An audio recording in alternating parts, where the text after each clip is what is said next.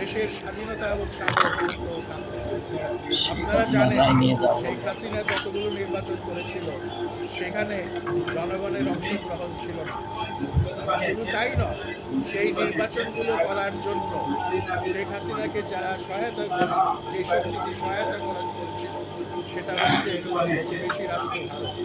সুতরাং এইখানে আধিপত্যবাদের বিরুদ্ধে যে সংগ্রাম, এই সংগ্রামেও গণতন্ত্রের প্রয়োজনীয়তা রয়েছে এবং গণতন্ত্রের জন্য আমাদেরকে সংগ্রাম করতে হবে।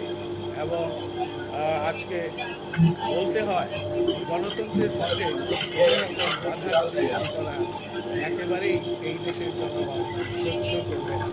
কাজেই যারা যারা দায়িত্বে আছেন তাদের আজকে নির্বাচনটা যাতে সুষ্ঠুভাবে অনুষ্ঠিত হয়, স্বাভাবিকভাবে অনুষ্ঠিত হয়, এর পথে যাতে কোনো রকম বাধা বিপত্তি না থাকে সেই ব্যবস্থা নিশ্চিত করাই হচ্ছে তাদের দায়িত্ব। আমি এই অন্তর্বর্তী সরকারের যারা প্রধান আছেন প্রফেসর ইউনূস, তার প্রতি আহ্বান জানাবো যে আপনি যে ঘোষণা দিয়েছেন ফেব্রুয়ারিতে নির্বাচন করার, সেই ঘোষণা যাতে সার্থক হয় এবং সেই ঘোষণা মোতাবেক যাতে নির্বাচন অনুষ্ঠিত হয় তার জন্য প্রয়োজনীয় ব্যবস্থা গ্রহণ করুন। আজকে আবার মওলানা ভাসানীর স্মৃতির প্রতি গভীর শ্রদ্ধা জানিয়ে এবং তার রাজনৈতিক লাইক সাবস্ক্রাইব করুন, প্লিজ লাইক সাবস্ক্রাইব করুন বন্ধুরা আলোচনা করতে গেলে নতুন ভিডিও পেতে। সেই প্রসঙ্গগুলো আমি আর অতিরিক্ত উল্লেখ করলাম না, কারণ আপনাদেরও তো শোনার ধৈর্যের একটা ব্যাপার আছে।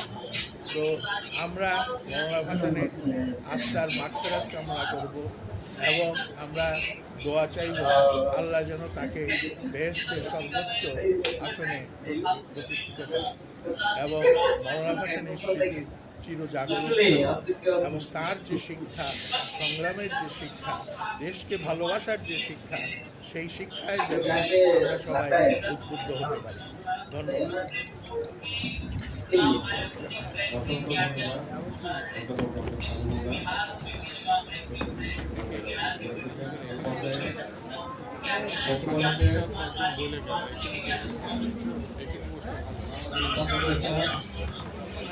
আমি ভাই একটা মিটিংয়ে আছি,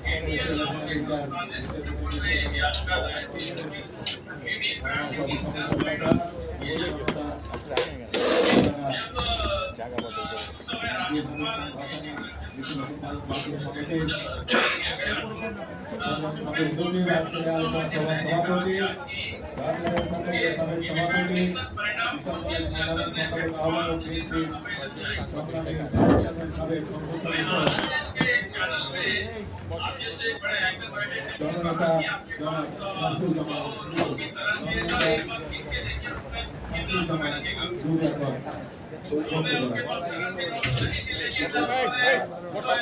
সবাই বসেন, সবাই বসেন, সবাই চুপ করেন।